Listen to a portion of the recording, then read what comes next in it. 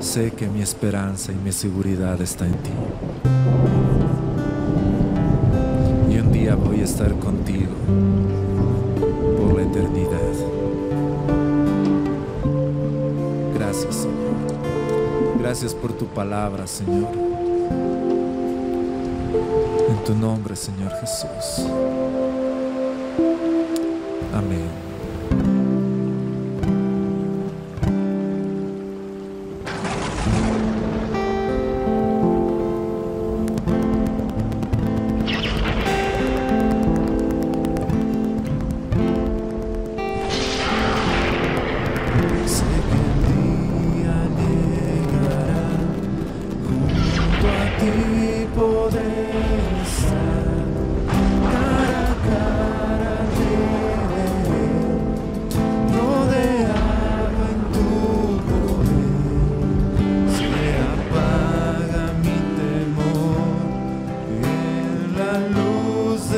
Señor, queremos darte gracias por este tiempo que podemos estar juntos, Señor. Señor, queremos agradecerte por tu gran misericordia, por tu fidelidad, por tu amor, por tu bondad, Señor. Señor, queremos agradecerte, Señor, porque podemos alabarte, exaltarte, cantando, danzando, escuchando tu palabra, Señor. Señor, tú eres muy bueno con nosotros, Señor. Tú eres muy bueno, Señor. Y para siempre, Señor. Para siempre es tu misericordia y tu verdad por todas las generaciones, Señor. Gracias por tu palabra, Señor. Gracias porque tú has permitido que podamos tener tu palabra en nuestras manos, Señor. Gracias, bendito Señor. En tu nombre, Señor Jesús, ayúdanos, Señor, en esta tarde a poder comprender algunas cosas, Señor, que están en tu palabra, Señor. Gracias, bendito Señor. En tu nombre, Señor Jesús, que es sobre todo nombre. Amén. Amén. Esta tarde vamos a estar viendo algo que tal vez para nosotros es conocido, tal vez no sabíamos algunos términos, no sabíamos algunos puntos, pero tal vez hemos visto en la palabra del Señor, hemos escuchado, pero el propósito, hermanos, de este taller, y eso quisiera que podamos entender bien, vamos a mostrar algunas posturas, las cuatro posturas, sobre la segunda venida del Señor. Pero esto no quiere decir que como iglesia estemos mostrando una en particular.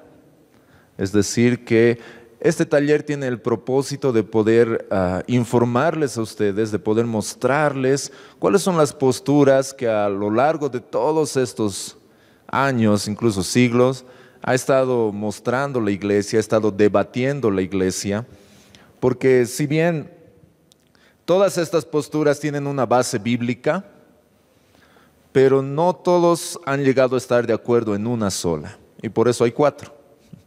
Porque hay algunos que piensan y dicen va a ser de esta forma, va a ser de esta otra forma, va a ser en tal. Hermanos, siempre va a haber estos temas de discusión a lo largo de la iglesia. Y el propósito de esta tarde no es entrar en esa, se podría decir, discusión, en el hecho de querer salir de aquí con una postura. No es esa la intención, es simplemente poder mostrarles, poder aprender un poco más sobre este tema que tal vez hemos escuchado.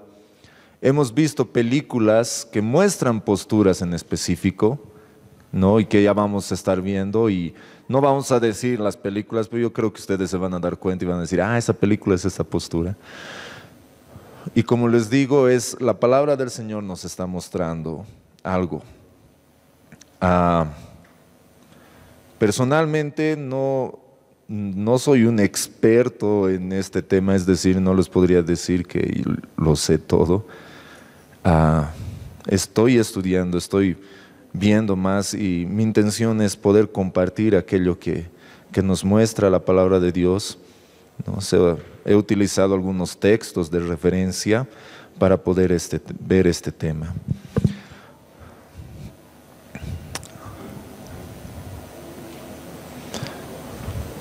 Tal vez al final vamos a tener un tiempo de preguntas en el cual les voy a pedir que sean misericordiosos. No. Tal vez podamos responder algunas, tal vez algunas no podamos responder. Y como iglesia, hermanos, tal vez podríamos decir, y tal vez surja una pregunta, ¿no? ¿Y la congregación qué postura tiene?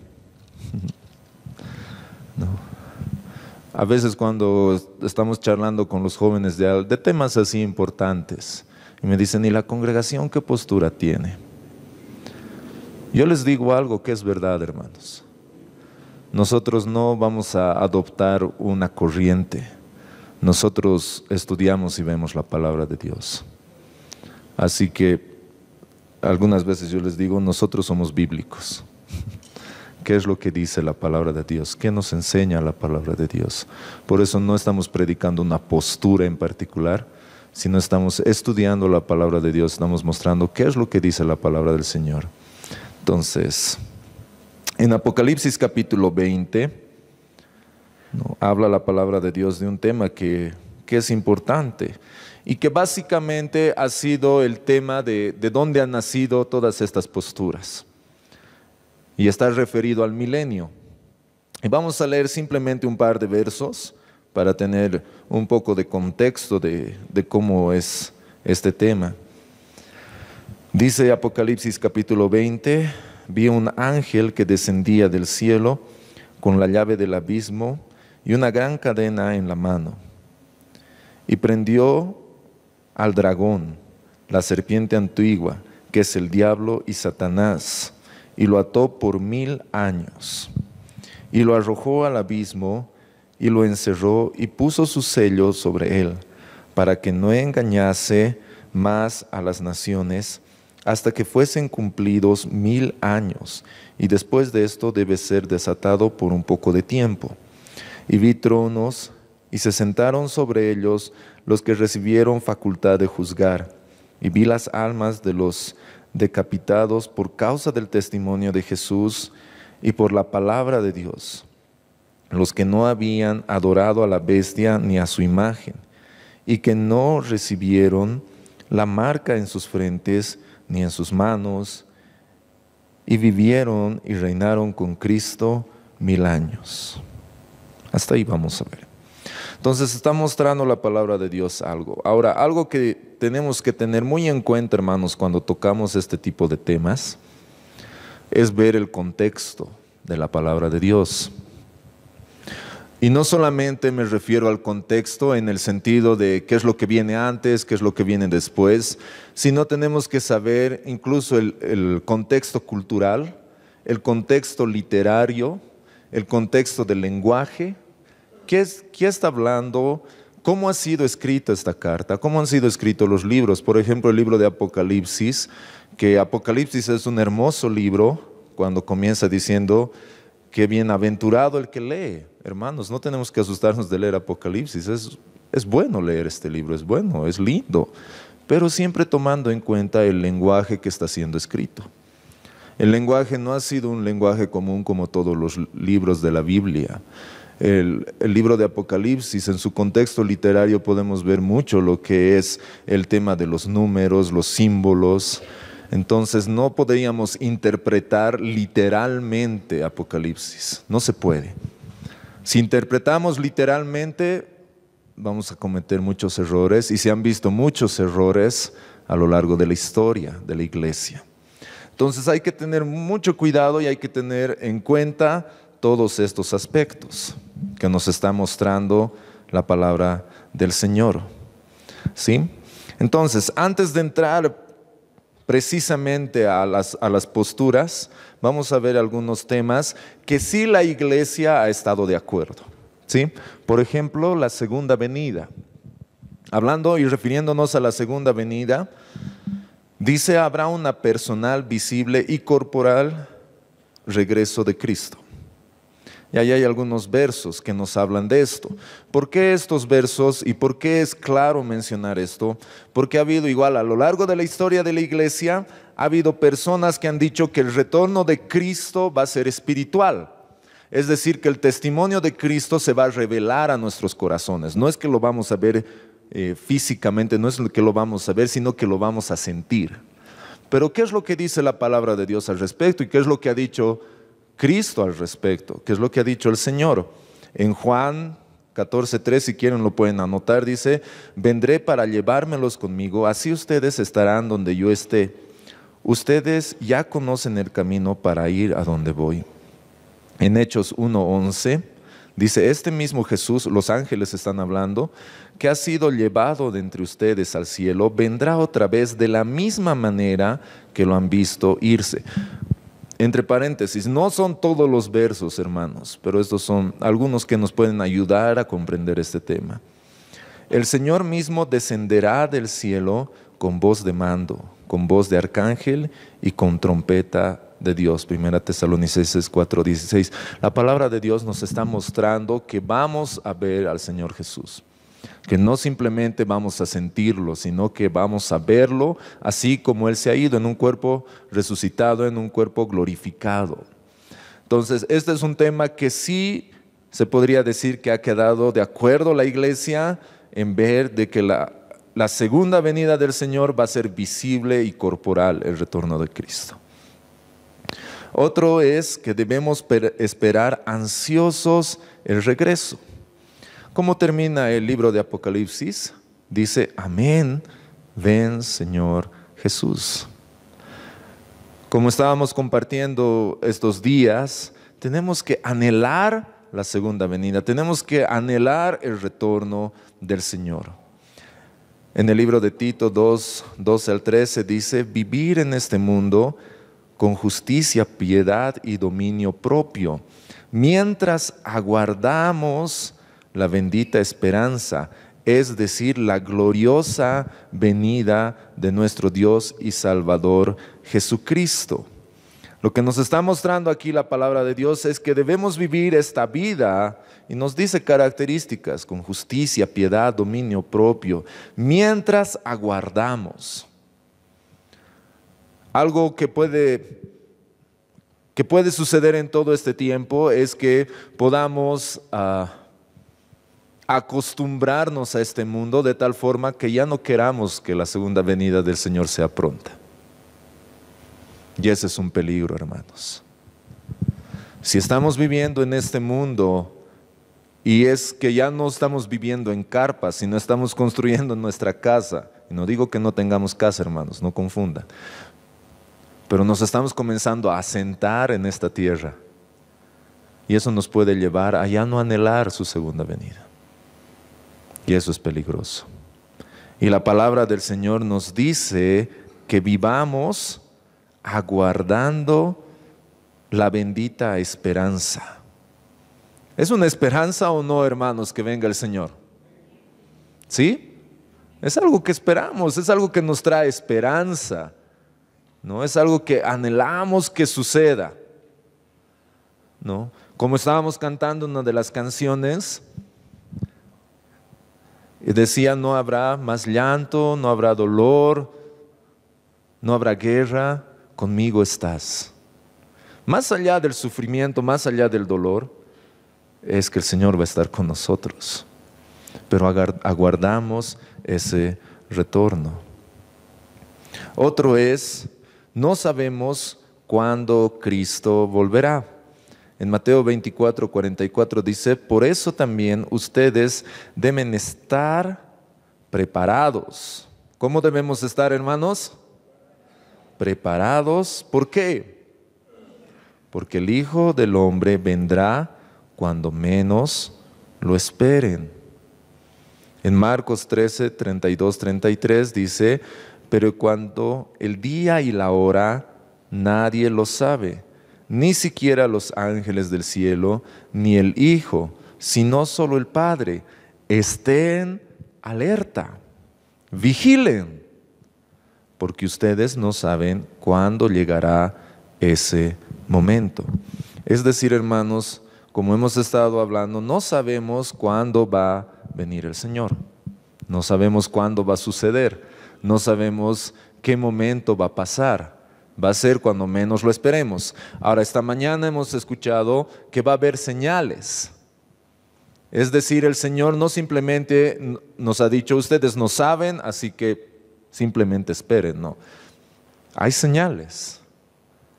Hermano Francisco nos estaba diciendo esta mañana, tomen nota, no se alerten, no vivan así, no, ¡ah! No, guerra en tal lado, no, ya el Señor, o ha pasado esto. No, hermanos, pero estén alertas. Debemos estar alertas, debemos estar vigilando. ¿Por qué? ¿Cuál es el motivo por el cual el Señor nos dice que estemos alerta y estemos vigilando?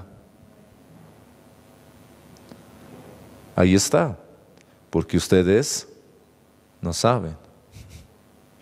Si supiéramos, ya no estaríamos alertas. ¿No? Es como a los niños. Tú le dices a un niño, tengo una sorpresa. Y el niño no te va a decir, ya, gracias, y se va a ir. ¿Qué dice el niño? ¿Qué es? ¿Qué es? Ya pues, papi, ¿qué es? ¿Qué es? Por lo menos mis hijitas son así. ¿No? Algunas veces les digo, ya, alístense, vamos a salir. ¿Dónde? ¿Dónde, papi? Pero ustedes solamente alístense. Ahora, valga recalcar, ¿no?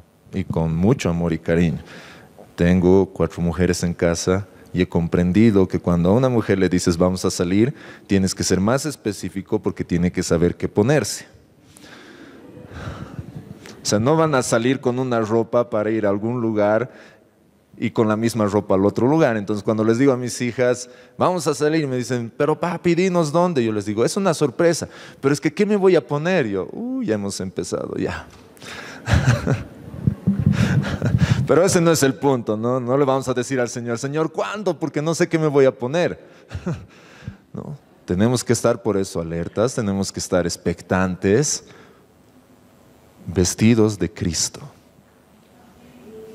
Vestidos y revestidos con Cristo, esperando su venida. Entonces tenemos que estar alertas a su venida.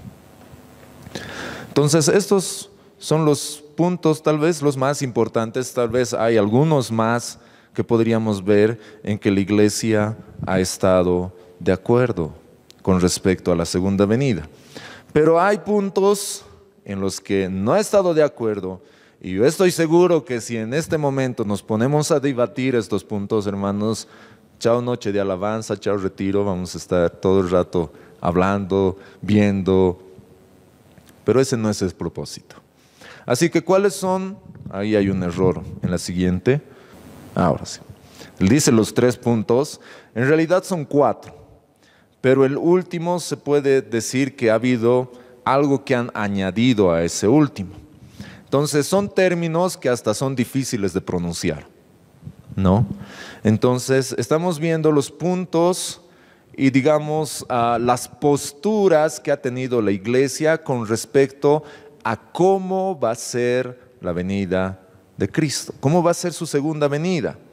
¿Va a haber milenio? ¿No va a haber milenio? Los 7 años, la tribulación, ¿no? El arrebatamiento, ¿hay arrebatamiento? ¿No hay arrebatamiento? Entonces, como les digo, vamos a ver, vamos a estudiar, no vamos a mostrar cuál es la correcta, simplemente vamos a decir, estas son las posturas. ¿Sí? Ahí ustedes pueden ver el amilenarismo, el postmilenarismo, el premilenarismo clásico, y de ahí sale el otro, el premilenarismo pretribulacionista. O, ya está difícil de pronunciar, o que este último está juntamente con el dispensacionalismo. Entonces, ¿qué es el amileniarismo? ¿Cuáles son las características de este? ¿A qué se refiere esta postura? No, entre las cualidades de esta postura, entre lo que ellos dicen es, Apocalipsis 20, 1 al 10, describe la presente era de la iglesia. Es decir, no hay milenio. Lo que estamos viviendo es la era de la iglesia.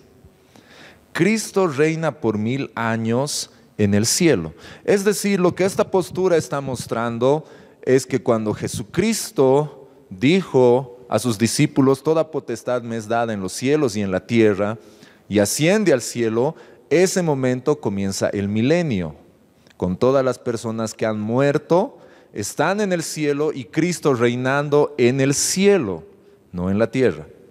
Entonces, esta postura está mostrando esto. El milenio ya está ocurriendo, pero no aquí en la tierra. Está ocurriendo en el cielo. Y aquí en la tierra lo que estamos viviendo es lo que se denomina la era de la iglesia. No hay futuro milenio por venir. Es decir, como el milenio ya está sucediendo, ya no va a haber un milenio aquí en la tierra. La expresión 1000 años se refiere a un largo periodo de tiempo, es decir, no son 1000 años textuales, sino se está refiriendo a un periodo largo de tiempo. Por eso es que han pasado más de 1000 años desde que Cristo ha ascendido al cielo. Y también mencionan que inmediatamente después del juicio final comenzará el estado de eternidad y continuará para siempre. Entonces, un gráfico que nos puede ayudar a comprender esto, ahí lo tienen. Gráficamente, esto es lo que muestra esta postura del amilenarismo, ¿sí? No hay futuro milenio. Lo que estamos viviendo aquí es la era de la iglesia. La influencia de Satanás es disminuida. Cuando en Apocalipsis, cuando hemos leído que dice que Satanás es atado y echado al abismo, está diciendo que toda esa influencia de Satanás en la tierra ha sido disminuida de tal forma que el evangelio puede avanzar.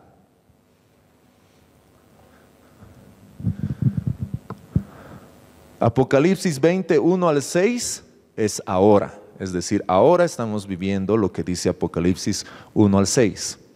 La resurrección de los creyentes, resurrección de los no creyentes, juicio, nuevo cielo, nueva tierra, todo ocurre en un solo instante cuando Cristo retorne. Cristo retorna y en ese momento ocurre la resurrección de los creyentes, de los no creyentes, el juicio.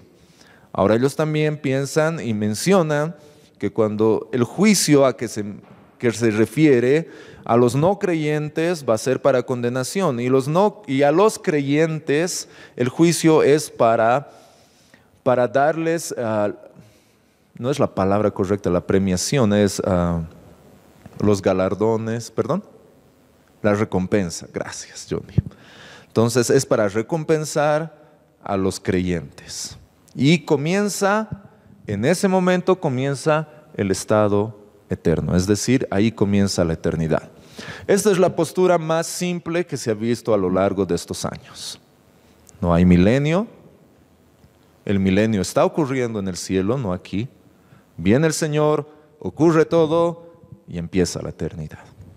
¿Sí? Entonces, esta es la postura que nos muestran que, como les digo, estas posturas no han salido de simplemente una idea, sino han sido personas que han estudiado la palabra del Señor, han visto algunos versos que hemos leído, pero su interpretación ha sido de esa forma, de tal forma que han llegado a esta conclusión. Otra de las posturas, el postmilenarismo. ¿Qué es lo que dice esta postura? Cristo regresará después del milenio. Es decir, sí hay un milenio, pero Cristo va a volver después de ese milenio. El milenio aquí en la tierra. El progreso del evangelio y el crecimiento de la iglesia se incrementarán gradualmente. Es decir, lo que nos está mostrando es que se podría decir que el milenio lo estamos viviendo ahora, en este momento. Y el progreso del evangelio está en crecimiento y la iglesia está comenzando a incrementar gradualmente hasta llegar a lo que se dice: toda lengua, tribunación, todos se postrarán delante de Dios y todos confesarán que Cristo es el Señor. Habrá una influencia cristiana significativa sobre la sociedad y sobrevendrá gradualmente una era milenaria. Es decir, que el milenio no es directamente que todo va a estar en paz, todo va a salir bien, sino que eso va a ir de una forma gradual al mismo tiempo que el Evangelio se va expandiendo en la tierra. Entonces, lo que nos está mostrando esta postura es: no hay un milenio como tal, en el sentido de que Cristo está reinando en la tierra, nosotros juntamente con Él, Satanás está atado por 1000 años, sino que está mostrando que estamos en una era de la iglesia tal que el Evangelio va avanzando, y al tiempo que va avanzando el Evangelio, la influencia es tal en la sociedad que todo va volviéndose en paz y en tranquilidad. ¿Qué más nos dicen? El milenio dura un periodo largo de tiempo, es decir, lo mismo que el anterior, no es algo textual, no es 1000 años, sino es un periodo largo de tiempo. Al final Cristo regresará, se levantarán los muertos y tendrá lugar el juicio final y luego la eternidad. La principal característica es su optimismo sobre el poder del Evangelio para cambiar vidas y causar mucho bien en el mundo. Esta es la principal característica de esta postura.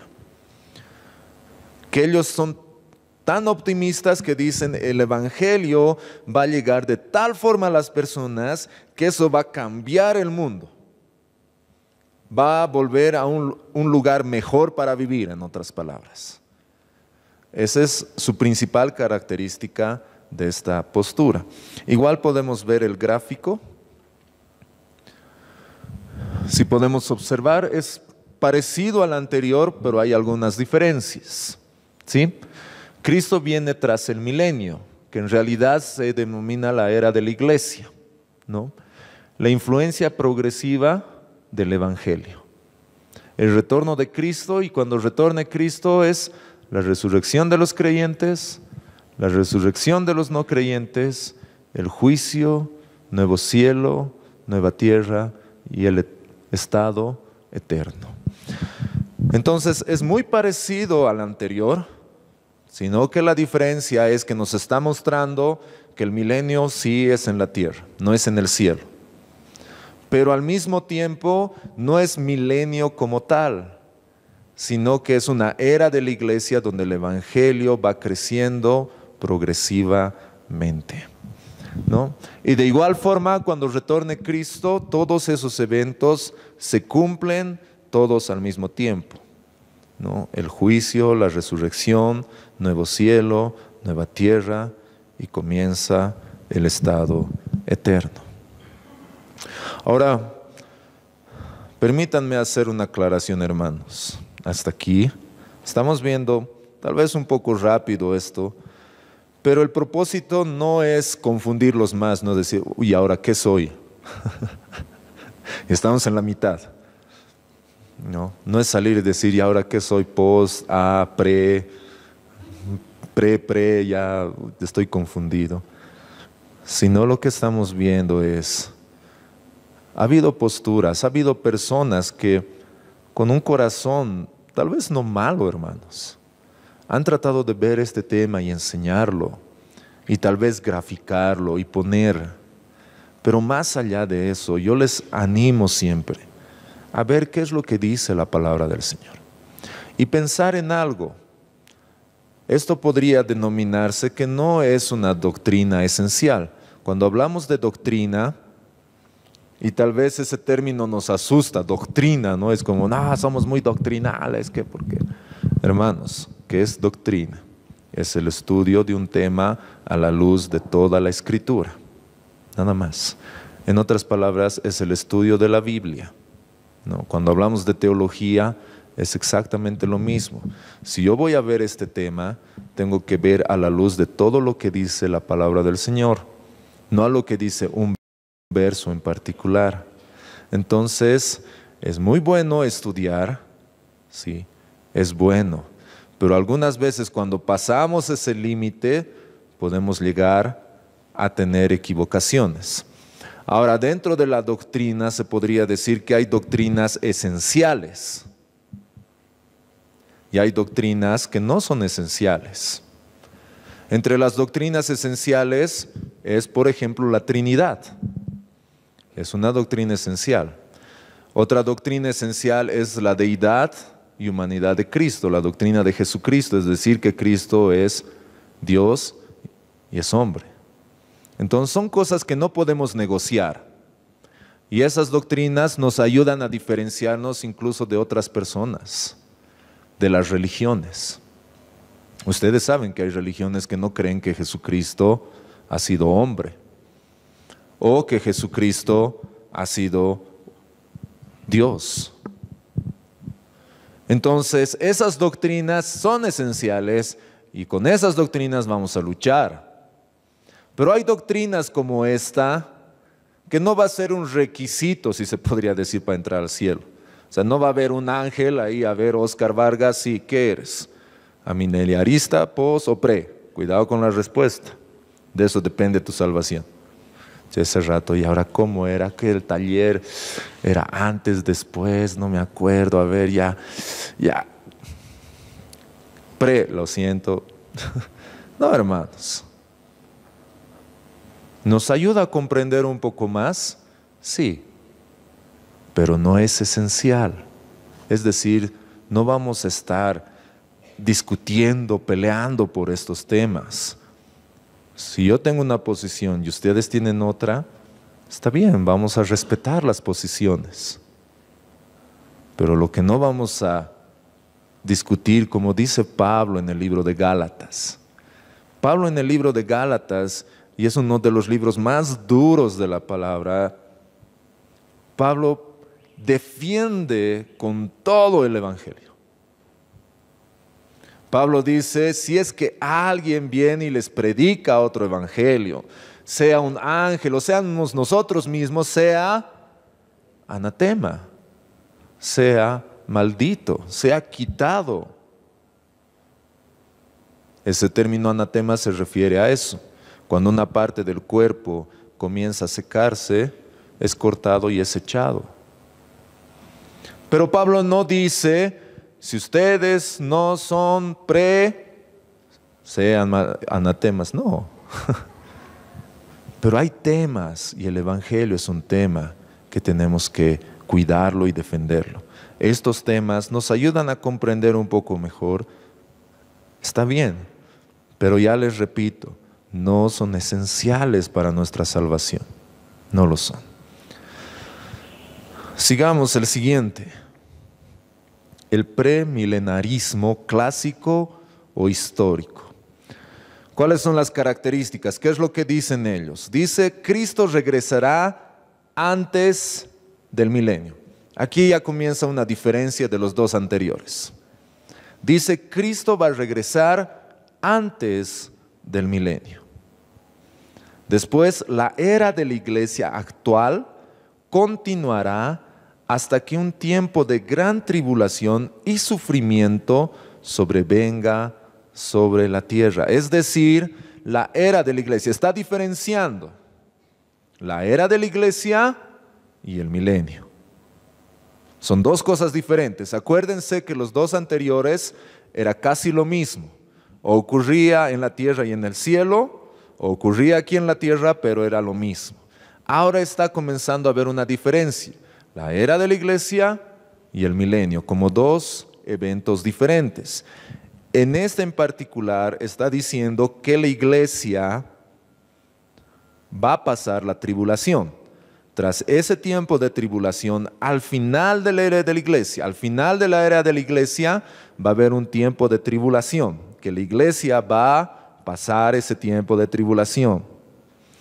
Cristo regresará a la tierra para establecer un reino milenario.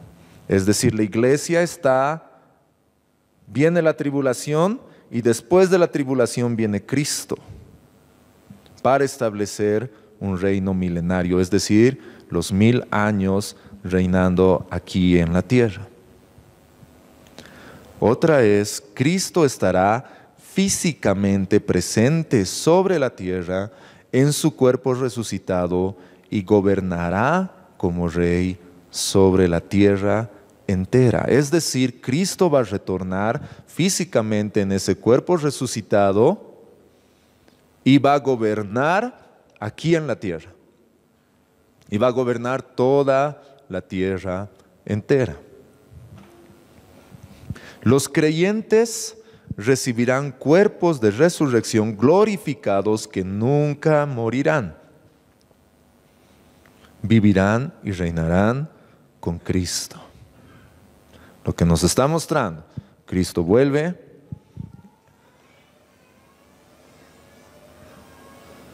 Espero que no vuelva tan rápido, pero hermanos, pongan en silencio, si no. Cristo va a volver físicamente. Nosotros, los creyentes, vamos a recibir cuerpos de resurrección glorificados que nunca van a morir. O sea, es decir, vamos a vivir los 1000 años aquí. ¿Sí? Y vamos a vivir y vamos a reinar juntamente con Cristo. Al comienzo de este tiempo, Satanás será encadenado y lanzado al abismo. ¿Sí? Entonces, podemos ver el gráfico. Más o menos es esta la forma. ¿Sí? Del premilenarismo histórico. ¿Qué es lo que dice esto? Cristo viene antes del milenio. Fíjense lo que les decía. Son dos eventos diferentes. La era de la iglesia es lo que estamos viviendo ahora. Pero al final de esta era va a haber el tiempo de la tribulación.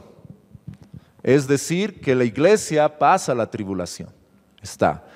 Y después viene Cristo, pero fíjense ese evento que se muestra que nosotros le damos encuentro en las nubes, pero inmediato. Es decir, Cristo no llega a la tierra.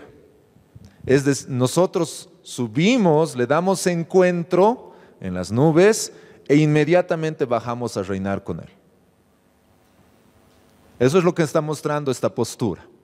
La resurrección de los creyentes, la tierra es renovada. Ese evento es inmediato y comienza el milenio. Ahora, lo que también dicen algunos que son de esta postura, que en ese momento que subimos y estamos con Cristo en las nubes, ahí el Señor comienza a darnos los cargos, si se podría decir, referente a cómo ha sido nuestra vida aquí, quiénes van a gobernar en qué lugar, y por eso volvemos y reinamos con Él aquí. Y comienza el milenio. Y en este caso el milenio es textual, son 1000 años. 1000 años gobernando con Cristo aquí en la tierra. Después de eso es la resurrección de los no creyentes, el juicio, la tierra renovada. ¿Sí? Entonces, aquí ya vemos una diferencia de los anteriores, ¿no? Estamos viendo la era de la iglesia, el retorno de Cristo, su segunda venida, el milenio, la resurrección de los no creyentes y el estado eterno. Ahora, algo interesante de esta postura que nos muestra, es decir, tal vez surge una pregunta, ya, viene el Señor, le damos encuentro en las nubes, volvemos, ¿y qué pasa con los no creyentes que se han quedado aquí en la tierra? Esta postura también muestra, algunos de esta postura muestra, que durante ese milenio el evangelio va a seguir siendo predicado. Y las personas que no son creyentes van a seguir aceptando al Señor y van a seguir siendo salvas.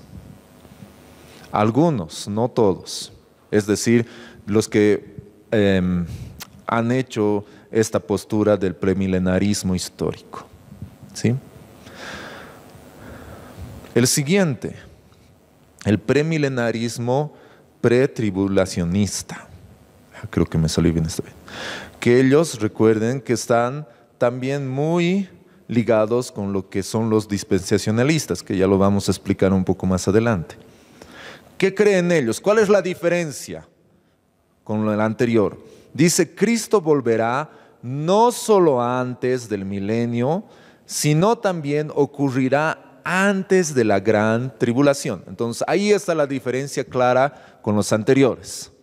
El retorno de Cristo es antes del milenio. La era de la iglesia, el retorno de Cristo, pero ¿cuándo? Antes de la tribulación. Es decir, ellos creen y dicen, la iglesia no va a pasar la tribulación. Y justamente entra el tema del arrebatamiento. La iglesia va a ser arrebatada. Cristo viene 2 veces. Uno en secreto para sacar a los creyentes del mundo. Es decir, vamos a estar aquí y es lo que se conoce como el arrebatamiento. Cristo viene y nos saca secretamente de este mundo. Viene 2 veces y después la segunda venida, que ya vamos a ver en el gráfico. Durante este periodo de 7 años de tribulación, muchas señales de las que se predijo se cumplirán. Entonces, esta postura muestra algo también. Que muchas de las señales que Jesús ha dado, que hemos visto tal vez esta mañana, nosotros no las vamos a ver. Que van a ocurrir en esos 7 años. Esas señales, tal vez no todas, pero esas señales que se han predicho se van a cumplir en esos 7 años. En medio del gran sufrimiento también habrá mucha evangelización efectiva. Y esto vamos a aclarar un poco más para poder comprender. Este punto de vista se encuentra casi exclusivamente entre los dispensacionalistas, que desean mantener una clara distinción entre la iglesia e Israel. Ahora, ¿qué son los dispensacionalistas? Otro tema más ahí.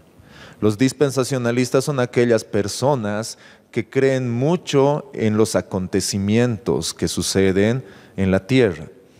Y más o menos es como si se reseteara todo. Entonces, la primera dispensación, ¿no?, es hasta Noé. Entonces, ellos marcan fechas exactas. Se han dado el trabajo de ver acontecimientos a lo largo de la historia y es como que va aumentando, que es un progreso. Entonces, comienza algo, pero al mismo tiempo se cumplen las profecías, se resetea y vuelve a empezar. Y cada vez eso se va volviendo más y más y más grande. Hasta llegar a la última, y ellos piensan que ya estamos en la última dispensación, es decir, en la última que ya va a empezar la nueva era. Entonces, y otra característica de los dispensacionalistas es que hacen una clara distinción entre la iglesia e Israel, es decir, que ellos creen que los 7 años Israel, los israelitas se van a quedar aquí, nosotros vamos a ser arrebatados, pero Israel se va a quedar aquí. Entonces, esas son las distinciones que comienzan a hacer ellos. Y veremos este gráfico. Cristo viene antes del milenio y antes de la tribulación. Los creyentes son arrebatados para estar con Cristo. La era de la iglesia es lo que estamos viviendo y es la resurrección de los creyentes, es decir, los que han muerto en Cristo van a resucitar. Nosotros vamos a ser arrebatados, todos nos vamos a juntar ahí en las nubes con Cristo y vamos a estar 7 años ahí con Cristo. Mientras tanto, aquí en la tierra, ¿qué es lo que va a ocurrir? La tribulación. Incluso hay algunos premilenaristas, pretribulacionistas, que lo dividen estos 7 años. Dicen, va a haber 3 años y medio de gran prosperidad, todo va a estar bien, ¿no? Y después de eso viene la tribulación, se levanta Satanás, gobierna, van a buscar morir, no van a poder, viene el sello, tienes que escaparte a las montañas y todo eso. Ellos lo dividen en dos partes. No todos, pero algunos son bien marcados. Entonces, lo que estamos viendo, subimos, estamos con el Señor 7 años y después volvemos a reinar por 1000 años. Comienza el milenio. Los 1000 años, la resurrección de los no creyentes, el juicio, cielo nuevo, tierra nueva. Ahí también Satanás es desatado, viene el Armagedón, la última batalla, Satanás es echado al infierno con todos y comienza la eternidad. También en esta postura podemos ver que en esos 7 años va a haber creyentes que se van a quedar. Ahora, hay dos pensamientos al respecto de por qué se quedan los creyentes, por qué no son arrebatados. Y aquí está lo interesante de esta postura. Ellos piensan y dicen, algunos van a quedarse, ¿para qué? Para predicar el Evangelio. Porque todavía no es el juicio final, o sea, hay un chance más, un 2T. Entonces va a haber creyentes que se van a quedar a predicar el Evangelio. Y al mismo tiempo va a haber creyentes que se van a quedar porque no han llegado a alcanzar la salvación. Entonces van a tener una oportunidad más. Y cuando venga Cristo por segunda vez, ahí van a ser juzgados. Y van a ver si es que van a ser salvos o no. Entonces, básicamente, esas son las 4 posturas que se ha visto a lo largo de la iglesia. Son las 4 posturas que han mostrado, que se ha visto. La primera, la más simple de todas. No hay milenio, el milenio está ocurriendo en el cielo. En este momento Cristo está reinando en el cielo, toda potestad me es dada en los cielos y en la tierra. No hay un milenio como tal, sino que nosotros aquí en la tierra estamos viendo y viviendo la era de la iglesia. Viene Cristo, su segunda venida, ahí ocurre todo y empieza la eternidad. La segunda postura, ¿cuál era? Pos. Lo vamos a dejar en pos. ¿Qué decían ellos? ¿Qué es lo que nos han mostrado? No hay milenio como tal, pero se podría decir que el milenio es progresivo, que es aquí en la tierra, que el Evangelio va aumentando, va creciendo, o comienza una era milenaria. Viene Cristo, ocurre todo y empieza la eternidad. Después hemos visto los pre-mileniaristas, clásico, histórico, que nos muestra y hay una diferencia, la era de la iglesia y el milenio. Hay solo una venida que es algo inmediato, ¿sí? Y esta última que hemos visto, que tal vez ha sido, y esta postura ha surgido más o menos entre los 70 y 80, que ha sido la más fuerza que ha tenido en esos años, ¿no? Entonces, que esta postura, la pretribulacionista, nos enseña que la iglesia no va a pasar la tribulación, sino que vamos a estar con Cristo en las nubes y después. Hay 2 retornos de Cristo, ¿no? Uno que se podría decir en lo secreto, que somos arrebatados y después volvemos con Él. Yo sé, como les decía, puede causar muchas dudas, muchas interrogantes en nosotros. Si es que desean, pueden acercarse a uno de los pastores.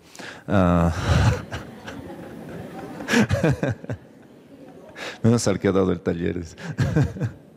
No, pueden acercarse, hermanos, podemos charlar al respecto. Pero como hemos mencionado, Estamos dando este taller para informar, para que sepamos qué es lo que se maneja en este tiempo con respecto a esto. Por eso podemos escuchar, como decía Alfredo, ¿no?, personas que les ha marcado estas posiciones, ¿no? ¿Cómo es nuestra manera de vivir? Y yo quiero alentarles a algo, hermanos, y como les decía cuando les compartía, y justamente el capítulo de Tesalonicenses en la primera prédica, les animaba y les decía, hermanos, tenemos que estar alertas, no sabemos cuándo el Señor va a venir, pero la actitud es sabiendo dónde está nuestra seguridad, que está en Cristo. Él ya ha pagado el precio, hermanos. No sabemos, va a haber, no va a haber, cómo va a ser, cuándo voy a estar, Hermanos, mi seguridad no está en algo que ha sido escrito por hombres. Mi seguridad está en lo que ha escrito Dios, en la palabra de Dios, en Jesucristo, el Verbo hecho carne. Entonces, hermanos, ¿cómo debemos esperar la venida del Señor? Vigilantes, pero con gozo.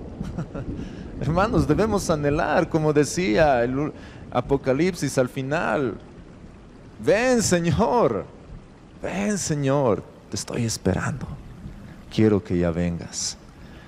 Y que no alguna de estas posturas cause en nosotros un temor incorrecto,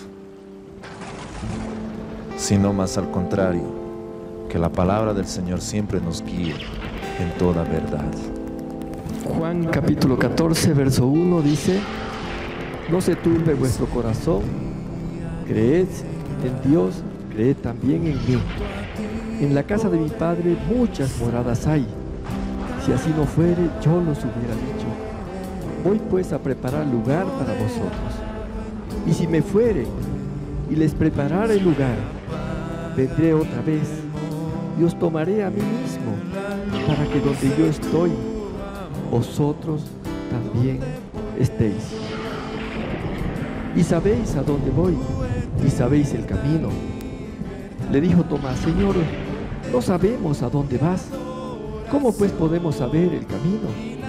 Jesús le dijo: yo soy el camino, la verdad y la vida. Nadie viene al Padre sino por mí.